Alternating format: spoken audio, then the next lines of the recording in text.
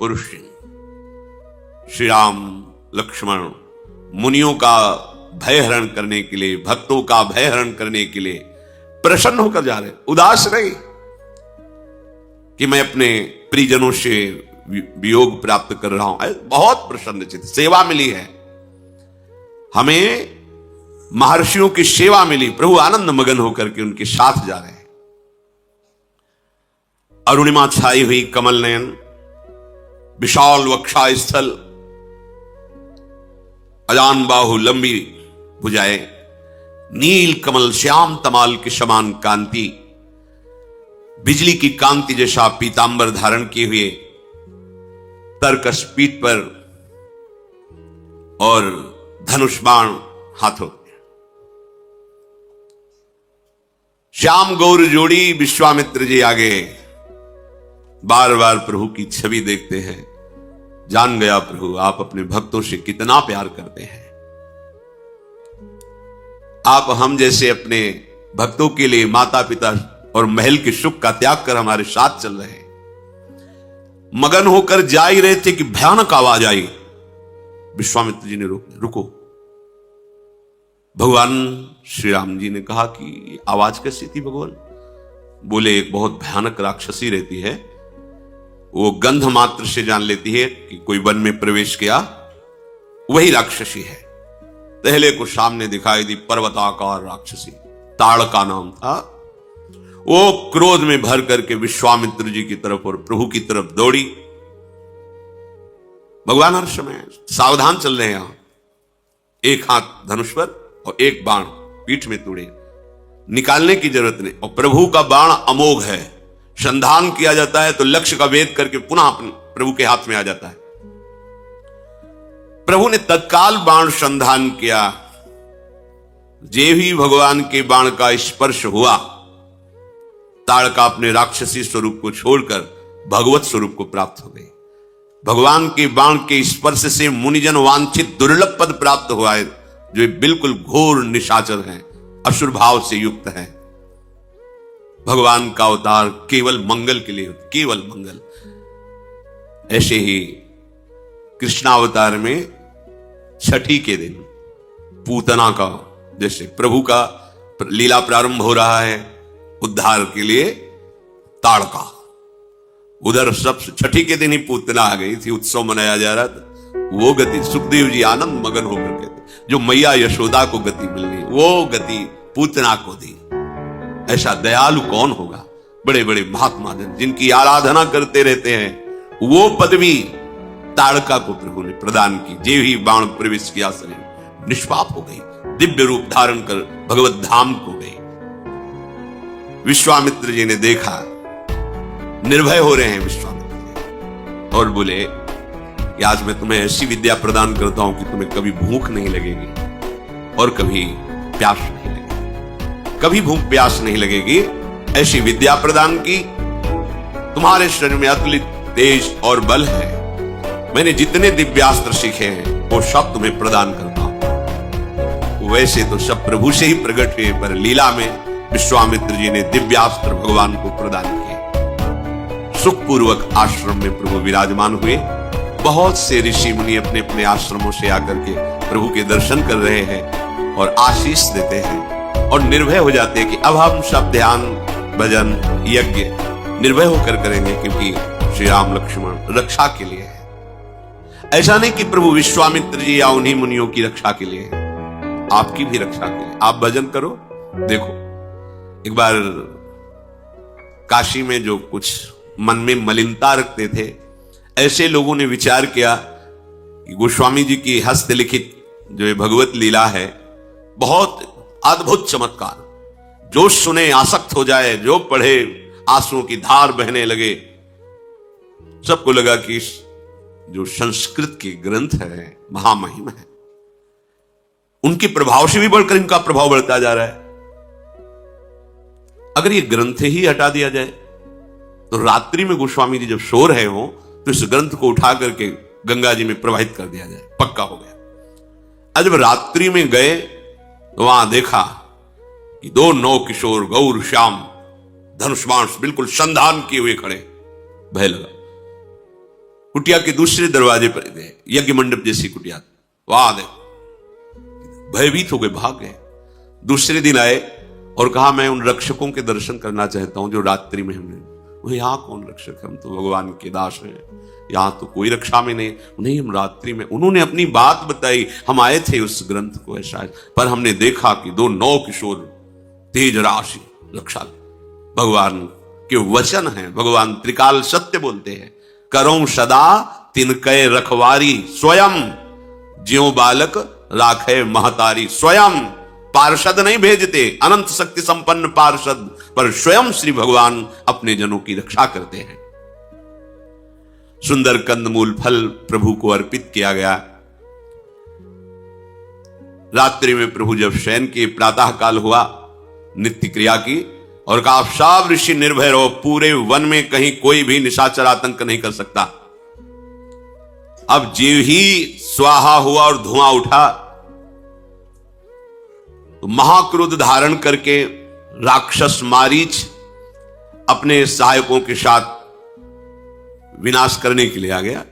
यज्ञ विध्वंस, भगवान तो रक्षा के लिए खड़े ही थे, बड़े लीला बिहारी हैं। फण वाला बाण नहीं मारा, बिना फण वाला, क्योंकि कट जाता उसी समय, तो आगे लीला में कैसे सहयोग करता। इसलिए मारीच को बिना फण वाला बाण मारा, वो 100 योजन विस्तार वाले समुद्र के पार गिरा, 400 कोस दूर जाकर गिरा। उसका सहायक सुबाहु था। सुबाहु ने अपनी सेना सहित आक्रमण किया, अग्निबाण का संधान करके सुबाहु को भस्म कर दिया और लखनलाल ने सारी सेना को नाश कर दिया। ऋषियों से कहा निर्भय हो जाओ, मारीच सुबाहु का भय बिल्कुल नहीं, किसी की सामर्थ्य नहीं जब तक हम रक्षा में है यहां को। इसलिए शरणागति का पहला लक्षण है निर्भय। क्यों? मेरे प्रभु कह रहे हैं, वादा कर रहे हैं कि तुम निश्चिंत रहो, योगक्षेमम वहाम्यहम्, मैं हूं ना। कहां आप स्वीकार करते हैं कि प्रभु आपके साथ हैं? संतों ने अनुभव किया है। मुख में हो राम नाम, राम तेरे हाथ में, बंदे तू अकेला नहीं, राम तेरे साथ में। जब नाम चल रहा है तो प्रभु तुम्हारे हाथ में है, जैसे डोरी हाथ में, जैसा चाहो पतंग न चालो। और नाम जापक तू अकेला नहीं, तेरा आराध्य देव तेरे साथ है। अनुभव करो, प्रभु मेरे साथ है।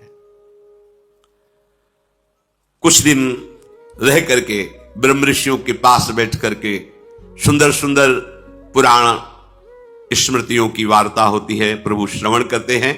यद्यपि प्रभु सब कुछ जानते हैं, पर मर्यादा है। भगवत चर्चा हो रही, सब जानते हैं, पर ऐसा सुनने में लगना चाहिए नवम नवम, मानो मैंने पहली बार सुना है। ये भक्त रसिक का हृदय होता है। इतने में एक ऋषि ने आके सूचना दी विश्वामित्र जी को कि हे महामुनि, हमें सदानंद जी ने भेजा है।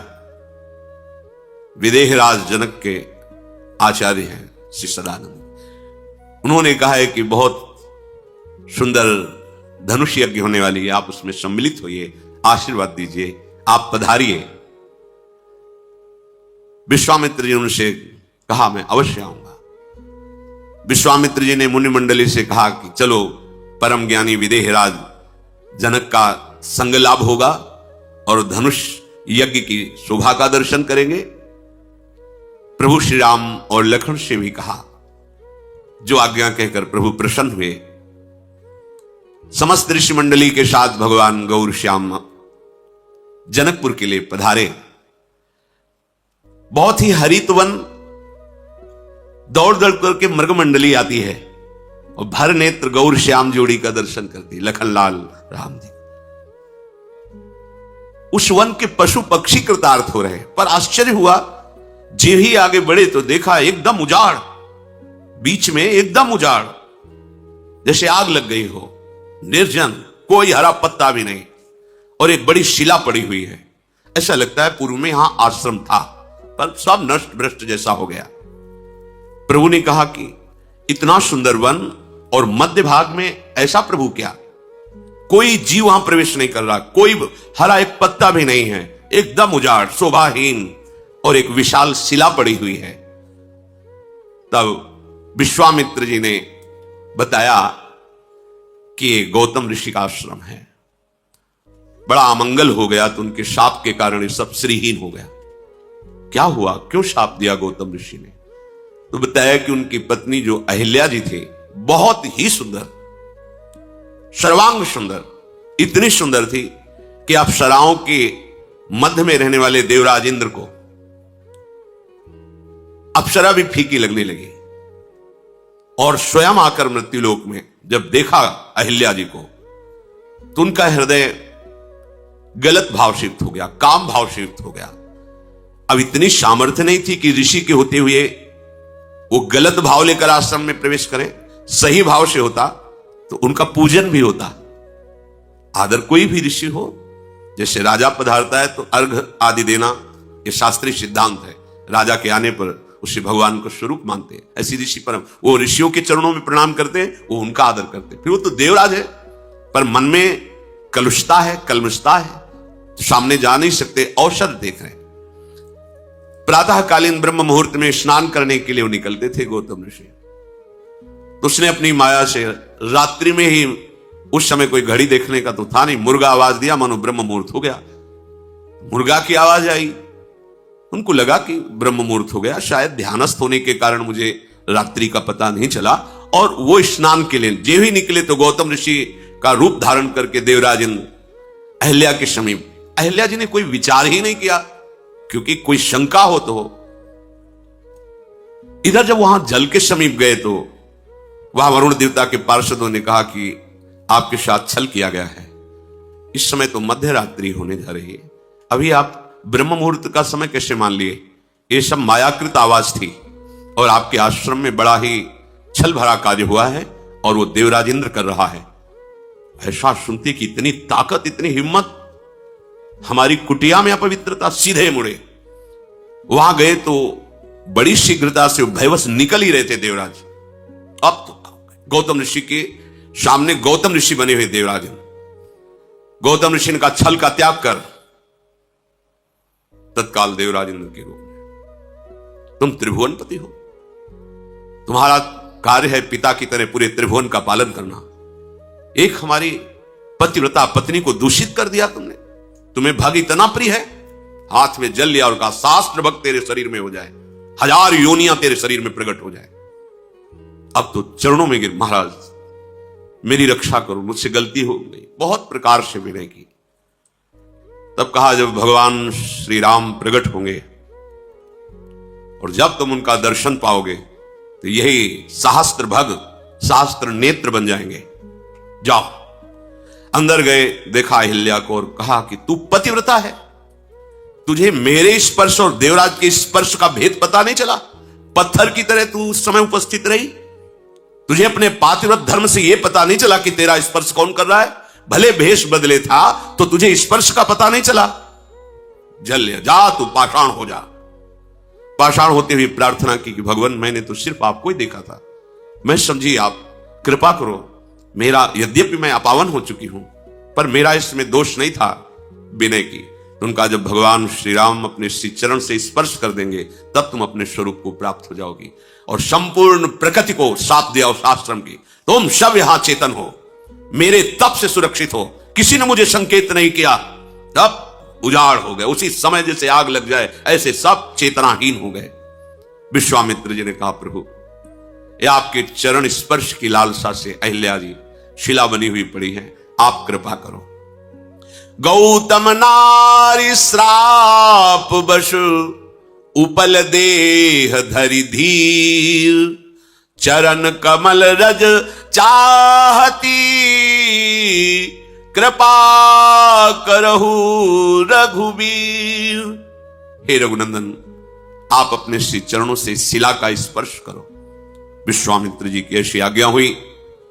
भगवान ने करुणा करके अपना चरण बढ़ाया, जे ही स्पर्श किया परशत पद पावन, शोक नशावन प्रगट भई तप पुंज सही, देखत रघुनायक जन सुखदायक, सन्मुख होई कर जोरी रही, अति प्रेम अधीरा पुलक शरीरा, मुख नहीं आवे बचन कही, अतिशय बड़ भागी चरणनि लागी, युगल नयन जलधार बही।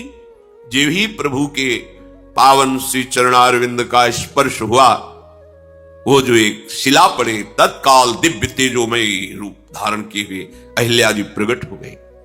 हाथ जोड़ा, हे अपने शरणागतों की रक्षा करने वाले, भक्तों को सुख देने वाले प्रभु। आंखों से अश्रु चल रहे, रोमांच हो रहा है, प्रेम की अधीरता बढ़ रही। आपने अमोघ कृपा की और चरणों में गिर पड़े। प्रभु के बार बार चरण स्पर्श कर रहे। दोनों नेत्रों से जो अश्रु बिंदु है, मानो अपने अश्रु बिंदु से अहिल्या प्रभु के चरणों को पखार रही है। फिर धैर्य धारण किया। धीरज मन कीन्हा प्रभु कहूं चीन्हा, रघुपति कृपा भगति पाई, अति निर्मल बानी स्तुति ठानी, ज्ञान गम्य जय रघुराई। मैं नारी अपावन प्रभु जग पावन, रावण रिपु जन सुखदाई, राजीव विलोचन भव भय मोचन, पाही पाही सर नहीं आई। धैर्य धारण करके बार बार प्रभु श्रीहरि के रूप का पान कर रहे हैं। हे प्रभु, आप कृपा करके अविरल भक्ति प्रदान करें। हे ज्ञान से जानने में आने वाले प्रभु, आपकी जय हो। यद्यपि मैं अपवित्र हो गई थी, नाथ आपके परम पावन चरणों का स्पर्श करके मैं पावन हो गई। हे जगत को पवित्र करने वाले, भक्तों को सुख देने वाले, जो दूसरों को सदैव रुलाता रहता है, ऐसों को आप दंड देते हैं। हे कमल नयन, हे संसार के भय से छुड़ाने वाले, जन्म मृत्यु से मुक्त करने वाले, मैं आपकी शरण में आई हूं। त्राहिमाम त्राहिमाम। प्रभु, आज मुझे बड़ा सुख मिल रहा है। मेरे प्राणपति मुनि ने जो मुझे शाप दिया, आज मुझे वरदान लग रहा है। मुनि शाप जो दीन्हा अति भल कीन्हा, परम अनुग्रह मैं माना, देखूं भरी लोचन हरि भव मोचन, यह लाभ शंकर जाना। बिनती प्रभु मोरी मैं मति भोरी, नाथ न मांगूं बर आना, पद कमल परागा रस अनुरागा, मम मन मधुप करे पाना। जो मुनि ने शाप दिया, आज मुझे बहुत अच्छा लग रहा है, मानो मुझे वरदान दिया। बड़ा अनुग्रह मानती हूं अपने पति का, जो मुझे शाप दिया, क्योंकि संसार से छुड़ाने वाले, भवबंधन से मुक्त करने वाले, हे प्रभु श्री हरि, मैं आज नेत्र भर कर आपको देख पा रही हूं, देख ही नहीं पा रही, आपके चरणों का स्पर्श प्राप्त किया। भगवान शंकर जी सबसे बड़ा लाभ यही मानते हैं कि हरि का साक्षात्कार हो जाए, यह लाभ शंकर माना। मैं बुद्धि की बड़ी भोली हूं, बस नाथ मेरी एक ही विनती है, मैं और कुछ नहीं चाहती। अब केवल यही चाहती हूं कि मेरा मन रूपी भौरा आपके श्री चरण कमल का पराग पान करके उन्मत्त बना रहे, अर्थात आपकी प्रेम रस में मेरा मन डूबा रहे। आहा, मुझे आज कितना बड़ा सौभाग्य मिला।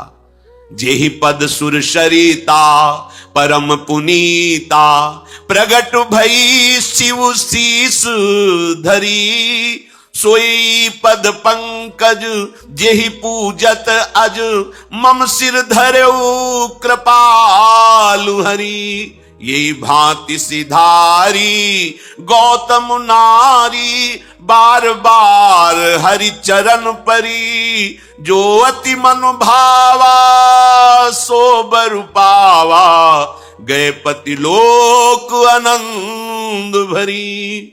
आहा, ये वही श्री चरण है जिनके धोवन से गंगा जी प्रकट हुई है, वही गंगा जी जिनको भगवान शंकर अपनी जटाओं में सिर में धारण करते हैं। आहा, ये वही श्री चरणारविंद हैं जो ब्रह्मा जी के द्वारा निरंतर पूजित होते रहते हैं, पुलकित हो रहे अहिल्या जी। हे कृपालु, आज कृपा करके उन्हीं श्री चरणों को आपने मेरे मस्तक पर पधराया। बार बार स्तुति, बार बार प्रणाम करके प्रभु के चरणों को पकड़कर, हे प्रभु, ये मेरा मन सदैव आप में अनुराग भरा रहे। तत्काल विमान आया और विमान पर बैठकर जहां गौतम ऋषि उत्तम लोकों में थे, वहीं अहिल्या जी अपने पति लोक को प्राप्त हुई। सब ऋषि जन विश्वामित्र जी के जो साथ थे बहुत आनंदित हुए और प्रभु के स्वभाव को देख रहे हैं। अस प्रभु दीन बंधु हरि, कारण रहित दयाल, तुलसीदास सठते ही भजू, छाड़ी कपट जंजाल। कैसे हमारे प्रभु दीन बंधु हैं, दयालु हैं, अकारण दया करते हैं। कोई कारण नहीं दया का, अकारण हित करने वाले, दया करने वाले। ऐ मन, सठता का त्याग कर, कपट मत कर, इस कपटी माया के जंजाल का त्याग करके तू एक बार प्रभु का भजन कर ले, फिर देख कैसे निहाल हो जाता है। आगे बढ़े। जे भी अहिल्या के रूप में शिला हुई तो संपूर्ण आश्रम मानो बसंत ऋतु फैल गई हो, तत्काल वैसे ही दिव्य शोभा से युक्त हो गया। ऋषि मुनि आनंदित होते हैं, प्रभु उनके साथ चल रहे हैं। फिर आगे चले तो जगत को पावन करने वाली भगवती गंगा जी को देखा। महाराज गाधी के पुत्र विश्वामित्र जी ने कैसे देव नदी गंगा जी का प्रादुर्भाव हुआ, वामन भगवान के चरण प्रक्षालन से कैसे भगीरथ जी ने तपस्या की, भूमि पर आई, ये सब वर्णन करके ऋषियों को सुनाया। प्रभु भी ऐसे सुन रहे हैं जैसे श्रोता सुनते हैं, और उन्हीं के चरणों की धोवन तो गंगा जी है। सब ऋषियों ने गंगा स्नान किया। फिर प्रभु ने ऋषियों के साथ जैसा जैसा वो मंत्र उच्चारण करते वैसे गंगा स्नान प्रभु भी किए। भली भांति मंत्रोच्चारण करते हुए श्री राम लक्ष्मण जब गंगा स्नान के फिर तैयार होकर के जनकपुर के नजदीक पहुंचे। दूर से ही जनकपुर आनंद प्रदान कर रहा है, क्योंकि ज्ञानियों के परम गुरु जनक जी महाराज श्री सुखदेव जी जैसे महापुरुष के गुरु हैं। अद्भुत शोभा जनकपुरी की है, क्योंकि शोभा समुद्र श्री सियाजू विराजमान है। प्रभु जनकपुरी को देखते ही आनंदित हो गए। ऐसा लग रहा है कोई पुराना संबंध है इस नगर से। बड़ी सुंदर झीलें, सरोवर, अमृत के समान उनका जल है। रंग बिरंगे कमल खिले हुए, मणियों की सीढ़ियां बनी हुई, भौरे मकरंद रस का पान करके गुंजार कर रहे हैं, पक्षी मधुर कलरव कर रहे हैं, रंग रंग के कमल खिल रहे हैं, शीतल मंद सुगंध वायु बह रही है। बड़ी सुंदर सुंदर पुष्प वाटिकाएं दिखाई दे रही नगर के बाहर, जहां अद्भुत रंग बिरंगे पक्षी हैं। सुंदर पत्तों और फूलों से लदे हुए ऐसे वृक्ष दिखाई दे रहे जैसे हाथ से श्रृंगारित किया गया हो। नगर की सुंदरता का तो वर्णन करते ही नहीं बनता, जिधर देखो उधर मन लुभा जाता है। श्री जनक जी का महल सर्वोच्च ऐश्वर्य झलक रहा है दूर से ही। विश्वामित्र जी, ओ जनक जी का महल, ऐसे समस्त सेवकों के बड़े बड़े महल हैं। ऐसा लगता है समस्त लोकों की शोभा जनकपुरी में विराजमान है। कृपा के धाम प्रभु श्री राम विश्वामित्र जी दूर से दिखाए। एक सुंदर नगर के समीप ही बड़ा सुहावना सरोवर और बगीचा। विश्वामित्र जी ने कहा, हमें लगता है यहीं विश्राम करना चाहिए। प्रभु ने कहा, प्रभु जैसी आपकी आज्ञा।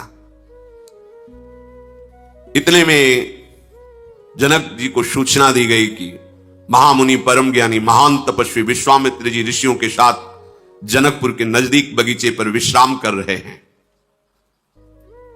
तत्काल जनक जी अपने प्रधान ज्ञानी सचिवों को साथ लेकर, कुछ ऋषियों को साथ लेकर के स्वागत के लिए विश्वामित्र जी के लिए चले।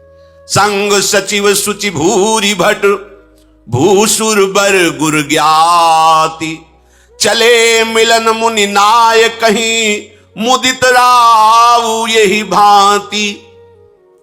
पूरा परिकर जनकपुर से आ रहा है, विशिष्ट विशिष्ट ऋषि, सचिव और श्री जनक जी महाराज। दूर से ही देखा अद्भुत शोभा से युक्त विश्वामित्र जी दूर से ही साष्टांग प्रणाम किया, जमीन पर मस्तक रख करके प्रणाम किया। प्रणाम की ये विशेषता है, जरूरी नहीं कि आप चरण स्पर्श करें जाकर के। अलग अलग संतों के नियम भी होते हैं। कुछ लोग ऐसा समझते हैं कि अपने को बड़ा पवित्र समझते, चरण नहीं छुआते। एक तो कुछ संतों के नियम होते हैं, गुरुजनों ने आदेश किया है। दूसरी बात यह होती है सूक्ष्मता की बात, कि हर समय पवित्र स्थिति में मंत्र जाप करने का आदेश दिया गया है, पवित्र स्थिति में सेवा करने। अब आप कैसी पवित्रता का निर्वाह करते हैं और वो कैसी पवित्रता का, तो अपराध बनने की भी संभावना है। इसलिए छूना तो यदि वो आदेश कर दे तो बात अलग है, नहीं दूरी ही ते देखे दो। और साष्टांग लकुट पर्यो भूतल पर्यो लकुट किनाई, साष्टांग पंचांग जैसा उनकी हमें कृपा चाहिए। जरूरी थोड़ी कि छूने से कोई बात बनेगी। आप अपवित्र हैं और आपने छू लिया, अब वो श्री जी की सेवा में जाएंगे, अब इस बात का आपको अपराध लगेगा, आपको पता नहीं। लेकिन नहीं, उसके भाव देखो ना, वो छूना चाहता है, उसके भाव देखो ना। जीवन भर जिस मार्ग में चला है, उस आराध्य देव की आराधना के लिए कितना संयम, कितनी पवित्रता का निर्वाह कर रहा है। तुम्हारे भाव देखने के लिए थोड़ी बना है। वो भाव प्राप्त करके भाववश भगवान को वशीभूत करना चाहता है, जिससे तुम्हारा भी मंगल होगा, जगत का मंगल होगा। पर अज्ञानी जन दूर से ही, जनक जी परम ज्ञानी हैं, साष्टांग दंडोत किया विश्वामित्र जी को। मुनियों के स्वामी विश्वामित्र जी ने बहुत प्रसन्न होकर के आशीष दी। ऋषि मंडली ने फिर विश्वामित्र जी को प्रणाम किया। विश्वामित्र जी हाथ जोड़ कर कह रहे, अहो आज आपके दर्शन हुए ज्ञान श्रोमणी जनक जी, बड़ा आनंद मिल रहा है। जनक जी ने कहा, महाराज भाग्य तो हमारे जो आप पधारे, अहो भाग्य अपना माना आप इसलिए। मृदु वचन से कुशल प्रश्न हुआ, जनक जी को आसन दिया गया, बैठा ले गए। उसी समय कुछ फुलवाड़ी पुष्प लेकर के राम और लक्ष्मण जी पधारे। जनक जी के नेत्र भगवान श्री राम के मुखारविंद पर गए। ऐसी स्थिति जनक जी की हर समय रहती ब्रह्माकार, कि ब्रह्मा के रचे हुए सृष्टि का कोई भी शब्द, स्पर्श, रूप, रस, गंध उनकी चित्त को अपहरण नहीं कर सकता। श्याम गौर मृदु वयस किशोरा, लोचन सुखद विश्वचित चोरा। उठे सकल जब रघुपति आए, विश्वामित्र निकट बैठाए। जे ही प्रभु आए तो जितनी जनकपुरी की समाज आई थी, सब अपने आप सब खड़े हो गए। अभी प्रभु 9 किशोर, एक से एक वयोवृद्ध ज्ञानी महात्मा सब खड़े हो गए। प्रभु ने विश्वामित्र जी ने पास बैठाला, सबके चित्त। और आश्चर्य है, जनक जी की तो स्थिति ही बदल गई। सबके नेत्रों से अश्रु बह रहा है, रोमांचित हो रहे हैं। और जनक जी की तो स्थिति, मूरति मधुर मनोहर देखी, भयउ विदेह विदेह विषेकी। वैसे ही देव भाव रहित ब्रह्मबोध संपन्न महापुरुष अब तो प्रेम की दशा जागृत हो गई, विदेह और विदेह में हो गए। बार बार संभालना चाहते जनक जी अपने चित्त को। विश्वामित्र जी देख रहे हैं जनक जी की तरफ। प्रेम मगन मनु जानि नृप, करि विवेक धरि धीर। बोले मुनि पद नाई सिर, गद गद गिरा गंभीर। बार बार अपनी स्थिति को संभालते हैं, पर प्रेम विवस्था झलक रही है। हाथ जोड़कर विश्वामित्र जी से कहा कि ये कौन है? मुझे जो अनुभूति हो रही, जनक जी कह रहे, कहु नाथ सुंदर दो बालक, मुनि कुल तिलक की नृप कुल पालक। ब्रह्म जो निगम नेति कही गावा, उभय भेष धरी की सोई आवा। सहज विराग रूप मनु मोरा, थकित होत जिमि चंद चकोरा। ताते प्रभु पूछो सती भाऊ, कहु नाथ जनि करऊ दुराऊ। हे महामुनि, जनक जी ने विश्वामित्र जी से कहा, ये दोनों मुनियों के कुल के आभूषण हैं या किसी राजवंश के पालक 9 किशोर हैं? पर मेरा मन तो कहता है कि वेद जिसे नेति नेति कहते हैं वो साक्षात ब्रह्म मूर्तिमान होकर मेरे सामने है। मैं अपने मन पर विश्वास करता हूं क्योंकि मेरा मन सहज वैरागी है, पर इन्हें देख करके मेरा वैरागी ब्रह्मबोध संपन्न मन आसक्त हो गया। इनको देखकर ऐसा आसक्त हो गया जैसे चंद्रमा को देखकर चकोर हो जाता है। इसलिए मैं सत्य को साक्षी करके आपसे पूछता हूं, दोहराओ मत करना, क्या मेरा अनुभव सत्य है कि जिसे वेद नेति नेति कहते हैं वही ब्रह्म मूर्तिमान होकर मेरे नेत्रों के सामने विराजमान है?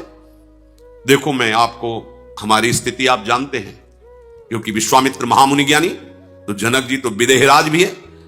कह रहे हैं जनक जी सत्य बताना, क्योंकि मेरा अनुभव कह रहा है, इन्हीं बिलोकत अति अनुरागा बरबस ब्रह्म सुख ही मन त्यागा।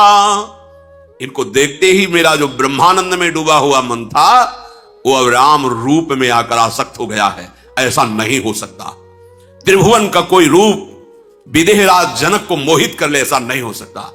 ये वही हैं जिसे वेद नेति नेति के कहकर कि ब्रह्म साक्षात मूर्तिमान। आप सत्य को साक्षी करके बताइए।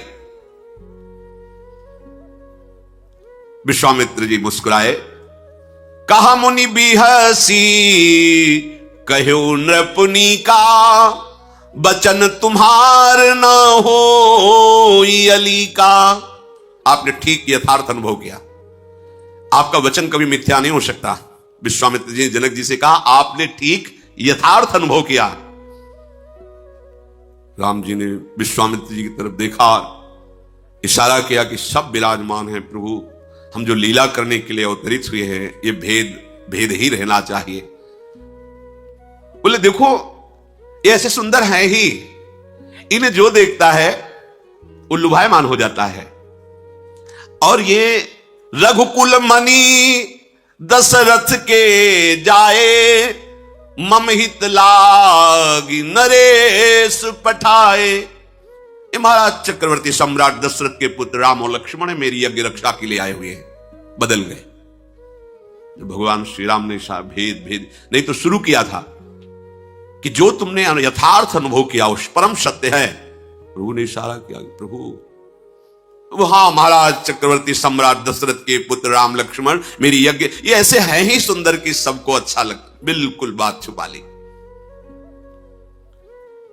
इनका शील, इनका सौंदर्य ऐसा है, सबके चित्त को चुरा लेते हैं। ये महाबलशाली है, इन्हें कोई जीत नहीं सकता, ये मेरी यज्ञ रक्षा के हेतु आए हैं। राजा ने कहा, जनक जी ने, मैं समझ गया, अब मैं कह सकता हूं कि आपके चरण दर्शन से मेरा अहोभाग्य हुआ।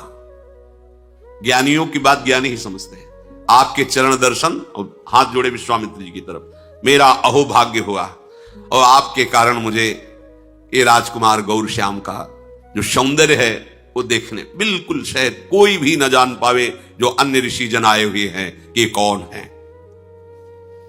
बड़ी परस्पर प्रीति प्रकट की विश्वामित्र जी और जनक जी महाराज ने। आनंदित होकर कहा, नाथ आज आपने हमें कृतार्थ कर दिया। बात करते विश्वामित्र जी से बार बार राम जी की तरफ उनकी शोभा को देख रहे, दृष्टि हटाना चाहते पर वो चित्त चोर ऐसे हैं कि बार बार दृष्टि जाती, पुलकित हो जाते, फिर हृदय को संभालते हैं और कहा, अच्छा महाराज आदेश कीजिए, और भी सेवाएं है क्योंकि धनुष यज्ञ बहुत से ऋषि मुनि राजा पदार्थ। हृदय को जो प्रेम से भर रहा था छुपा करके वहां से प्रणाम करके विश्वामित्र जी पूरे मार्ग में केवल राम रूप छा रहा। ये है परम ज्ञानियों को भी आकर्षित करके बलात् मुनिमन मोहन विश्व मन मोहन अपने आए। इसीलिए ब्रह्मानंद भी फीका लगने लगता है जब इनकी रूप माधुरी प्रकाशित होती है। अब जो भी जनकपुर में आ रहा सबका स्वागत कर रहे हैं जनक जी, पर उनके हृदय देश में और मानस पटल पर प्रभु का रूप आसक्त कर लिया, अनुराग युक्त कर लिया। इधर प्रभु लक्ष्मण जी की तरफ देखा, विश्वामित्र जी से कहा, भगवान संकोच बस लखनलाल कुछ कह नहीं पा रहे, हम कह दे? हाँ हाँ बोलो। हमें लगता है लखनलाल के मन में है कि जनकपुरी कैसी अंदर से देखे हमें, आपका आदेश हो। तो जनकपुरी का दर्शन करना चाहते हैं। आज्ञा पाकर विनय के साथ प्रभु ने जब निवेदन किया, विश्वामित्र हाँ हाँ बिल्कुल निर्भय होकर जाओ, जनकपुर की शोभा का दर्शन करो, धनुष यज्ञ का दर्शन करो, तुम तो नीति को जानने वाले हो, जाओ।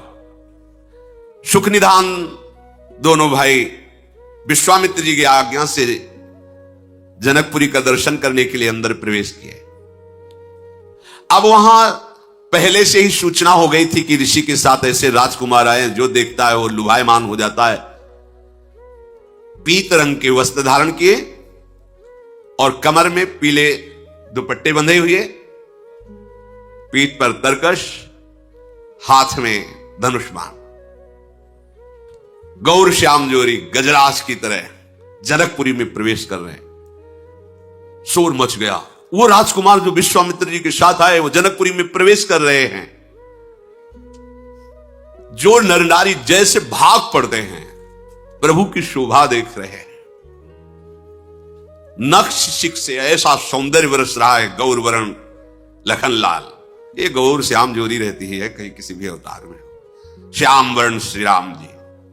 पूरा नगर टूट रहा है।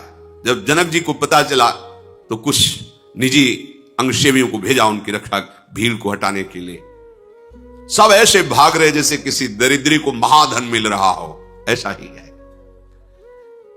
स्वभाव से ही सुंदर महामत्त गजराज की भांति जनकपुरी में प्रभु विचरण कर रहे हैं। जो देखता है वो ऐसा अनुभव करता है कि नेत्र धारण करना आज हमारा सफल हो गया। नेत्रों का फल। जो घर में स्त्रियां वो दौड़ नहीं पाई, अब वो कोई झरोखों से लगती है, वो आ रहे, अरे सखी मैं भरनेत्र कैसे देखूं, दौड़ करके ऊपर चढ़ जाती छत में। अब प्रभु तो नीचे देखते चल रहे हैं। वहां पहले से कोई फूलों का व्यवस्था थोड़ी करके, तो चोटियों में फूल गिरते थे, फूल को लिया ऐसे छोड़ती है, प्रभु ऐसे देखते निहाल हो जाती है दौड़ दौड़ करके। और सब आपस में बात करती है कि त्रिभुवन में जितने सुंदर है ना, सबकी सुंदरता सुनी है पर इनकी सुंदरता देखी है। सुनने के अनुसार मैं कह सकती हूं कि इनसे सुंदर कोई त्रिभुवन में नहीं। करोड़ों कामदेव की छवि को उन्होंने जीत लिया। कोई देवता, मनुष्य, असुर, नाग, मुनि कोई ऐसा सुंदर नहीं जैसे सुंदर है। सुना है भगवान विष्णु बहुत सुंदर है और उनके 4 भुजाएं हैं, लेकिन ये दुभुज कितने सुंदर लग रहे हैं। ब्रह्मा जी बहुत सुंदर है पर उनके 4 मुख हैं, थोड़ा तो। सुना है भगवान शिव जी कर्पूर गौरम, पर जटाओं का बोझा, चिता की भस्म, बासुकी नाग, मुंडों की माला। सुंदर तो है ही, पर अब सखियां बात कर रही। और भी बहुत से सुंदर देवताओं को देखा है, पर सखी सांवरे और गोरे किशोर को देखने के बाद मेरा मन कहता है कि त्रिभुवन में कोई इनके जैसा सुंदर नहीं। एक सखी ने कहा कि सयानी तू बात सही कह रही है। ये राजहंसों का जैसा जोड़ा विश्वामित्र जी की यज्ञ रक्षा के लिए आया है, ये तो महाराज दशरथ जी के पावन कुल को प्रकाशित कर रहे हैं। सखी मुझे एक बड़ा भय हो रहा है। ये महाराज जनक ने क्यों प्रण रख लिया कि जो धनुष तोड़ेगा सिया जी का वरण करेंगे। छोड़ देना चाहिए प्रण। और इन किशोर उसके साथ, सिया जी की जोड़ी तो इन्हीं के साथ। महाराज जनक ने ये जो प्रण किया ठीक नहीं किया। दूसरी ने कहा सखी तुम कमजोर मत समझो, सुना है कि सुबाहु को भस्म कर दिया, एक बाण से मारीच को 100 योजन 400 कोस दूर फेंक दिया, तो तुम इनको केवल कुमार ही मत समझो। अगर प्रण किया है महाराज ने तो ये उसको धनुष का भी भंग करेंगे। आप चिंता क्यों करती हो। सखी तुम कहती तो जरूर हो, पर इनकी भुजाएं देखकर नहीं लगता ऐसा कि ये इतने बलशाली हैं। कोमल भुजाएं। अगर सिया जी के साथ इनका विवाह नहीं हुआ तो सखी हम बड़ी अभागी हैं। तो सखी तू ऐसा क्यों कहती। क्योंकि अगर सिया जी से विवाह हो गया तो बार बार आएंगे ना यहां, तो हमें देखने को मिलेगा ना इन्हें, और हम लोग भी कभी जा सकते हैं, क्योंकि सिया जी के दर्शन के बहाने अवधपुरी भी जा सकते, हमारा संबंध हो जाएगा ना। अगर मैंने पूर्व जन्म में या इस जन्म में कोई पुण्य किया है, हे दैव हे विधाता मेरी बात सुनो, राम जी का विवाह सिया जी से हो जाए। ऐसे नगरवासी आपस में। सयानी सखी कहती बड़ा समंजस है, जनक जी ये बात नहीं मानेंगे, बिना धनुष तोड़े विवाह नहीं होगा। अरे सखी तू भूल क्यों कर रही है? अभी अभी सुना है कि एक पाहन को चरण से स्पर्श किया तो अहिल्या के रूप में प्रकट हो गई। इन बड़े सामर्थ्यशाली है, ये भगवान शिव के धनुष को भंग ऐसे कर देंगे, तुम चिंता क्यों करती हो? नहीं सखी, हमारी जो सखी सिया जो है ना इतनी सुंदर है तो उनको दूल्हा भी इतना सुंदर मिलना चाहिए, बस हम तो इस बात से घबरा रही है। स्त्री आपस में ऐसी बात कर रही, भगवान आगे बढ़े। कुछ जनकपुरी के नवकिशोर बालक दौड़ दौड़ करके आते हैं और प्रभु को छूने के आपस में देख, ये बहुत सुखद है, बहुत सुखद, ऐसे दौड़ दौड़ के और कहते हम आपको दिखाने चले, धनुष जा रखा है, यज्ञशाला बनी। प्रभु कहते हाँ हाँ आप तो ऐसे दसियों नवकिशोर बालक दौड़ दौड़, देखो प्रभु यहां ऐसा, प्रभु ऐसे, प्रभु देख रहे, बड़ाई कर रहे। सब शिशु यही मिश्र प्रेम बस परस मनोहर गात, देखो देखो ऐसे छूते आनंद मगन। ये सम्मान भजनानंदी है जो शिशु रूप में है, भगवान का स्पर्श प्राप्त कर रहे। तन पुल कही अति हरस ही देख देख दो हाथ। और प्रभु बालकों को भी ऐसे, हाँ अच्छा आप क्या दिखाना चाहते हैं, हम चलो वो दिखा रहे, अब ये दिखा, ऐसे सब दौड़ दौड़ के प्रभु को अपनी अपनी तरफ बुला रहे और प्रभु जो बुला रहा है उसके साथ चले। हाँ बहुत सुंदर, जनकपुरी की शोभा का तो क्या कहना। अरे जिनके पलक झपकते अनंत ब्रह्मांड रच जाते हैं, उन प्रभु के लिए कोई शोभा देखने वाली है क्या? पर प्रभु उन बालकों की प्रशंसा करते हैं, आश्चर्यचकित होकर जो मंच बना है उसको देख रहे हैं, जहां पर धनुष विराजमान है। प्रेम विनय भगवान की दृष्टि में और चेष्टा में, जो भी बड़ा बुजुर्ग जैसे प्रेम से भगवान सबसे मिलते हुए जा रहे हैं। संध्या का समय, तत्काल प्रभु वापस हुए, स्नान आदि करके संध्या वंदन किया और जब विश्वामित्र जी शयन करने लगे तो राम लक्ष्मण जी अपने गुरु के चरण दबा रहे। मुनिवर शयन कीन तब जाई, लगे चरण चापन दो भाई। गुरुदेव शयन कर रहे, विश्वामित्र जी के चरण चाप रहे हैं। देयम सदा परिभोग्नम अभीष्ट दोहम तीर्थास्पदम श्री विरंच नुतम शरण्यम। वो प्रभु अपने कर कमल से अपने महान भक्त विश्वामित्र जी के चरण दाब रहे। जिनके चरण सरोरुह लागी, करत विविधि जप जोग विरागी। तेई दो बंधु प्रेम जन जीते, गुरुपद कमल पलोटत प्रीते। अरे जिनके चरणों के दर्शन के लिए वैराग्य धारण करके महान तपस्या और भजन के द्वारा जिनकी आराधना करते हैं, वही मूर्तिमान प्रभु प्रेम पूर्वक अपने गुरु जी के चरण दबा रहे हैं। फिर गुरुदेव ने आज्ञा करी, जाओ शयन करो। तो जब प्रभु श्री राम जी शयन कर रहे हैं तो लक्ष्मण जी उनके चरण दबा रहे हैं। चापत चरण लखन उर लाए, सभय प्रेम परम सचुपाए। फिर प्रभु ने कहा, तात आप भी शयन करो। तो श्री राम जी के चरणों को हृदय में रखकर लखनलाल शयन कर रहे हैं। रात बीती, प्रातः काल हुआ, सबसे पहले लक्ष्मण जी जगे। सेवक धर्म बहुत विचित्र धर्म है। सेवक सुख चाह नहीं, सेवक अपना सुख कभी नहीं चाह। लक्ष्मण जी सबसे पहले उठे लखन निश विगत सुनी, अरुण शिखा धुनि कान। गुरु ते पहले जगतपति, जागे राम सुजान। सबसे पहले लक्ष्मण जी उठे, फिर अपने गुरुदेव से पहले श्री राम जी उठे, फिर विश्वामित्र जी। सब समस्त दिनचर्या की युगल किशोरों ने और पवित्र कर फिर मुनियों को, मस्तक सब ऋषियों को प्रणाम किया। फिर आज्ञा भई, प्रातःकालीन देव अर्चना के लिए पुष्प लाइए। दोनों युगल किशोर राम लखन जनक जी की पुष्प वाटिका देखते ही मन लुभा जाए।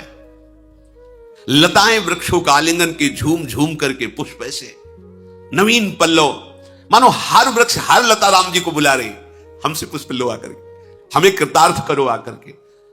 कोयल, पपीहा, मोर, चकोर, तोता ये मीठी बोली बोल रहे हैं, मानो प्रभु को यश गान करके सुना रहे हो।